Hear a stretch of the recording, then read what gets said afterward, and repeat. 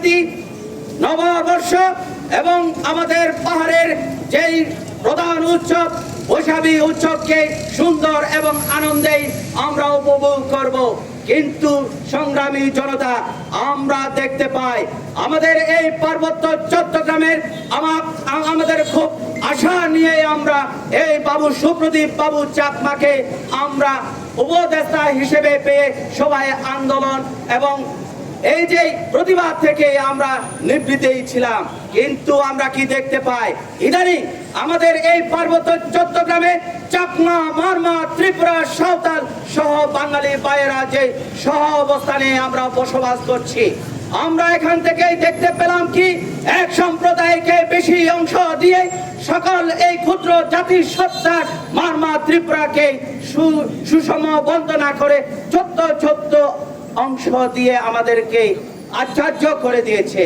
তাই আমরা আজকের এই বিক্ষুব্ধ জনতা এবং এই মানববন্ধন থেকে মাননীয় উপদেষ্টা মহোদয়ের কাছে উদাত্ত আহ্বান জানাতে চাই, অনতি বিলম্বে আমাদের এই সারা বিশ্বের এসডিজি সাস্টেনেবল ডেভেলপমেন্ট গোলসের যে আশা আকাঙ্ক্ষা, যে গোলসগুলি যদি পূরণ করতে হয়, তাহলে আমাদের মারমা এবং ত্রিপুরা সম্প্রদায়কে পিছিয়ে ঠেলে রেখে এই অংশ এই এসডিজি কখনো পূরণ করা হবে না।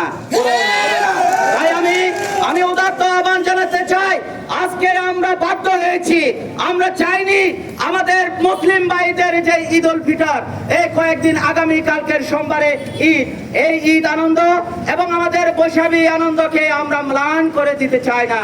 এখান থেকেই উদাত্ত কণ্ঠে আহ্বান জানাচ্ছে অনতি বিলম্বে আমাদের এই খাদ্যশস্য এবং আমাদের এই আপৎকালীন যে আর্থিক অনুদান বিভিন্ন ছাত্র, বিভিন্ন জনপ্রতিনিধি এবং বিভিন্ন মহলের যদি সুষম বন্টন করা না হয়, এখান থেকে আরো বৃহত্তর আন্দোলনে যেতে আমরা বাধ্য হব।